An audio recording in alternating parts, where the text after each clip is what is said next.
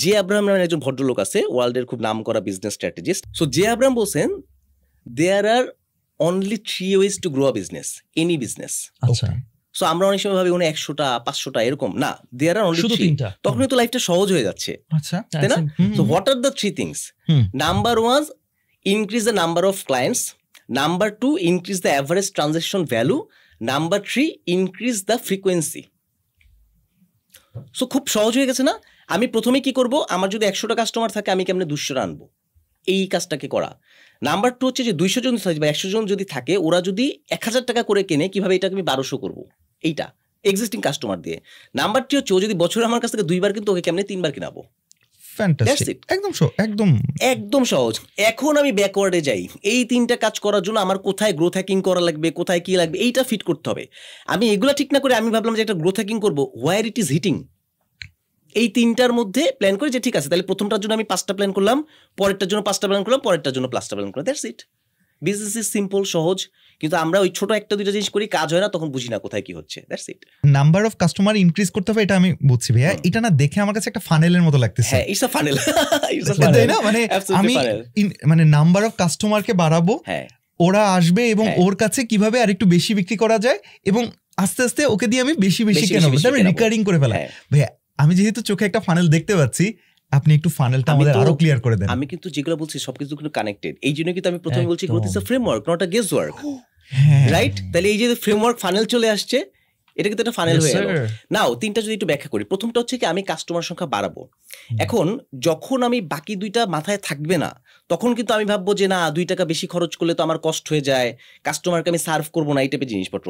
যখন আমি জানি যে আমার আরো 2টা পরের স্টেজ আছে, তখন আমি কি করবো, এবার কাস্টমারকে ধরার জন্য কি করতে পারি, আই ক্যান ব্রিং, আমরা 2টা জিনিস বলি, একটা হচ্ছে লিড ম্যাগনেট আর একটা শব্দ বলি ট্রিপওয়্যার। এই 2টা জিনিস আমরা ব্যবহার করি। লিড ম্যাগনেট কি? লিড ম্যাগনেট ইজ কারো কাছ থেকে কোনো টাকা পয়সা না নিয়ে তার ইনফরমেশনটাকে কালেক্ট করা, আইদার ইমেল হোক, মোবাইল নাম্বার হোক, যাকে যেন তাকে আমি এরপরে ডিরেক্টলি রিচ করতে পারি। কারণ আমার ওয়েবসাইটে অনেক মানুষ এসে চলে যায়, আমার ফেসবুক পেজে অনেক মানুষ এসে চলে যায়, আমাকে অনেকে মেসেজ দিয়ে চলে যাচ্ছে, বাট আমি ওকে কারেক্ট করতে পারি কিনা। এইটা কিভাবে হতে পারে, কোনো একটা ভ্যালুয়েবল ইনফরমেশন দিলাম, দেন আমি আবার তাকে রিচ করলাম। ট্রিপওয়্যার জিনিসটা কি? ট্রিপওয়্যার জিনিসটা হচ্ছে আমার প্রোডাক্টের মধ্যে এমন কিছু থাকবে যেটা মানুষজন নেবে। আমি একটা এক্সাম্পল দিই। আমি যখন 2013-14 সালের দিকে ই-কমার্স একটা বিজনেস লঞ্চ করি বাংলাদেশে, এখন তো ই-কমার্স খুব পপুলার, ওই সময় কিন্তু ই-কমার্স নিয়ে অনেক কষ্ট হয়েছে। তো ওই সময় আমি এই জিনিসগুলো কিন্তু শিখে আমি একটু অ্যাপ্লাই করার চেষ্টা করলাম, যে বাংলাদেশের একটু বিদেশি জিনিসপত্র অ্যাপ্লাই করি না, একটু দেখি কি হয়। এই জন্য এখন বলতে পারতেছি কনফিডেন্টলি। সো তখন আমি কি করলাম, যে ফিজিক্যাল প্রোডাক্ট আমি এখন ট্রিপওয়্যার কেমনে দেবো। সো আমি দেখলাম যে আমি যে জুয়েলারি আইটেম নিয়ে আসলাম, ঠিক আছে, আমি আমার চাকরির পাশাপাশি তখন এই ব্যবসাটা করি। সো জুয়েলারির মধ্যে একটা আংটি দেখা গেল প্রচন্ড মানুষজন পছন্দ করে, এইটার দাম ছিল 150 টাকা। ওকে, ঠিক আছে, আমি এটা 150 টাকায় সেল করতাম। আমি এই আংটিটার দাম 70 টাকা করে দিলাম।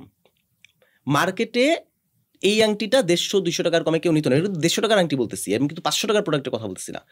যখন 70 টাকা বলছি, তখন এইটা দেখে সবাই এটা 70 টাকা দাম মেসেজ দিচ্ছে, আসলে কি এটা 70 টাকা দাম, আসলে কি 70 টাকা দাম, কোয়ালিটি কি ভালো? বলছি হ্যাঁ। যখন তারা বলছে, তখন তারা এটা অর্ডার দিতে গেছে। এখন 70 টাকা যখন অর্ডার দিচ্ছে, তখন কিন্তু 70 টাকা দেয় না। তখন কিন্তু এই যে আমি সেকেন্ডটা, যে অ্যাভারেজ অর্ডার ভ্যালু, আমি বলছি যে তোমার যদি 600 টাকার উপরে দাও তাহলে ডেলিভারি ফ্রি, ঠিক আছে। এখন এই আংটি কেনার মাধ্যমে এর আগে অনেকে আমার কাছ থেকে প্রোডাক্ট যারা কেনে নেয়, যারা ডিসিশন নিতে পারতেছিল না, এরকম মানুষজন আমার কাছ থেকে ফার্স্ট টাইম কিনেছে। কেনার পরে যখন আমার সার্ভিস ভালো দেখছে, যখন আমার কোয়ালিটি ভালো পেয়েছে, তখন তো আমার কাছ থেকে বারবার আসতেছে। তাইলে ট্রিপওয়্যার, ঠিক আছে। এবং আমার যদি 100টা প্রোডাক্ট থাকতো, 100টা আমি এখানে খুব ক্লিয়ার করি, অনেকে ভাবে ট্রিপওয়্যার মানে ডিসকাউন্ট, সব প্রোডাক্টে 20% ফ্ল্যাট ডিসকাউন্ট দেবো। নো, আমি আমার টপ সেলিং 2টা প্রোডাক্টকে চুজ করেছি এবং দিয়েছি। নাম্বার 2 হচ্ছে অ্যাভারেজ অর্ডার ভ্যালু বাড়াবো কিভাবে। যখন আমাদের ওই যে বললাম যে আংটিটা যখন যাচ্ছে, তখন আমি একটা বান্ডেল করে দিচ্ছি হয়তো, রাইট, যে অ্যাভারেজ অর্ডার ভ্যালু বলতেছি, যে বা সে যখন আমাকে মেসেজ দিচ্ছে, তখন আমি বলছি এটার সাথে আরেকটা জিনিস কিনো। সো এইভাবে করে বাড়ানো হচ্ছে। সো অ্যাভারেজ অর্ডার ভ্যালু অনেক জায়গাতে বাড়ানো যায়। একটা হচ্ছে যখন কেউ অর্ডার করতেইছে, ওই সময় যদি তাকে কিছু একটা দেওয়া যায়, যেমন আমার কাছ থেকে কেউ একজন 1000 টাকা জিনিস কিনতেছে, ছোট্ট একটা যে গ্রোথ হ্যাকিং ছোট্ট করে লিখে দেওয়া, যে তুমি জাস্ট এইটাকে 1 ক্লিকে 100 টাকা অ্যাড করে নাও। সো কেউ যখন একটা জিনিস চায়, সে কিন্তু শুধু ওইটা চায় না, ওইটার আশেপাশে অনেক কিছু চায়। যেমন যে একটা কোর্স নিচ্ছে, তার দরকার হচ্ছে যে একটা ইবুক হইলেও ভালো হয় সাথে। কোর্স তো দেখবই, স্লাইডটাকে দেওয়া যায় নাকি ফ্রি। আমি যদি 100 টাকা দিয়ে দিলাম, এই 100 টাকা পিছে তো আমার কোনো কষ্ট নাই, উইদাউট এনি কস্ট। তখন আমার এই 100 টাকা করে কিন্তু অনেক টাকা হয়ে যাচ্ছে, এবং এই টাকাটা পিওর প্রফিটেবল মানি। ওই 1000 টাকার পরে এই 100 টাকা কিন্তু makes a lot of difference, because প্রথম 1000 টাকায় আমার লাভই ছিল 100 টাকা, পরের 100 টাকার ওই 100 টাকা কিন্তু আমার প্রফিট। সো 1000 টাকা আমি 100 টাকা লাভ করতেছিলাম, 1100 টাকা আমি 200 টাকা লাভ করতেছি। The profit is double, it makes all the difference in the world. আর নাম্বার থ্রি কি ছিল? ফ্রিকোয়েন্সিটা বাড়াবো কিভাবে? তখন আমাকে দেখতে হবে যে আমার এই যে প্রোডাক্টটা নিচ্ছে, they are people, they have other needs. So আমি কিভাবে করে ওর আদার নিডগুলোকে আরও স্যাটিসফাই করতে পারি। সো ওইটা রেলিভেন্ট প্রোডাক্ট, কোর্সেস, ম্যাটেরিয়ালস। যেমন আমি যখন আমার ডিজিটাল মার্কেটিং মাস্টারি কোর্সটা আনলাম, there were people they say যে I want to learn advance things. তখন আমি বললাম যে okay, I will do a live training. আমার টাইম কম থাকে, আমি বছরে একবার করাই, but it will be much more pricey and everything. So এই যে অ্যাডিশনাল প্রোডাক্ট এবং সার্ভিসটা নিয়ে আসা, সেই দিন আমি একটা ট্রেনিংয়ে এরকম একজনকে বলতেছিলাম, ওনার হচ্ছে এরকম ঘি বিক্রি করে, ই কমার্স তো বাংলাদেশে খুব জনপ্রিয়, অর্গানিক ফুড বিক্রি করে। সো উনি এই জিনিসটা এভাবে করে চিন্তা করেনি। সো সে ওই 1000-1200 টাকা 1600 টাকার কেজি ঘি বেচতেছে। আমি এটা বলবো, সে বললো যে ভাই ঘিতে কি 50,000 টাকার কিছু বিক্রি করা সম্ভব, আরো বাড়ানো সম্ভব? আমি বলছি অবশ্যই সম্ভব। আপনি আগে ভাবেন যে আপনি 50,000 টাকার বেচবেন, এইবার আপনি ঠিক করেন কি করবেন। He came with an idea within 1 day। আচ্ছা, do you know, can you guess what is the idea? সে বলছে যে আমি এতদিন শুধু B2C করতাম, now I will do B2B। People only start to think when they want to। হ্যাঁ, আমি যখন চাইবো, হ্যাঁ, আমি যে জিনিসটা খুঁজবো, রাইট, সেটাই তো আমার চোখে ধরা পড়বে, তখন আমার চোখে ধরা পড়বে। এর আগ পর্যন্ত আমি ওটা চিন্তাই করি নাই। পাঠাওয়ের একটা গল্প শুনছিলাম, হ্যাঁ, পাঠাওয়ের তখন হেড অফ HR ছিল মনে হয় সিফাত।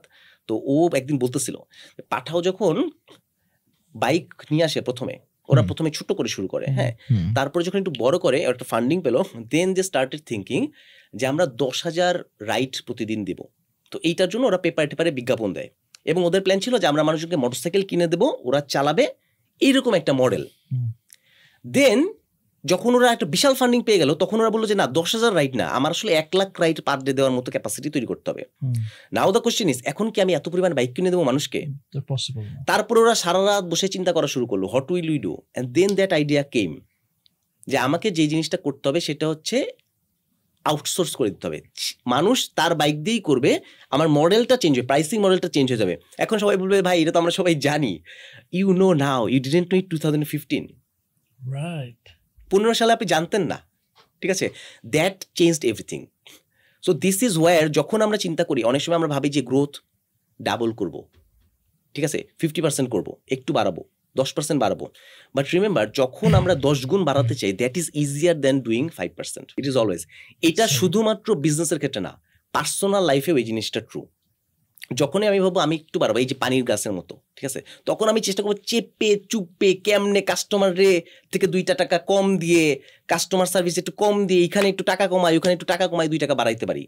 যখন আমি ভাববো যে আমাকে 10 গুণ করতে হবে, তখন আমার মনটা ওপেন হয়ে যাবে, আমার মাইন্ডটা ওপেন হয়ে যাবে, তখন আমি বড় বড় দিকে তাকাবো, and I will bring ideas from there.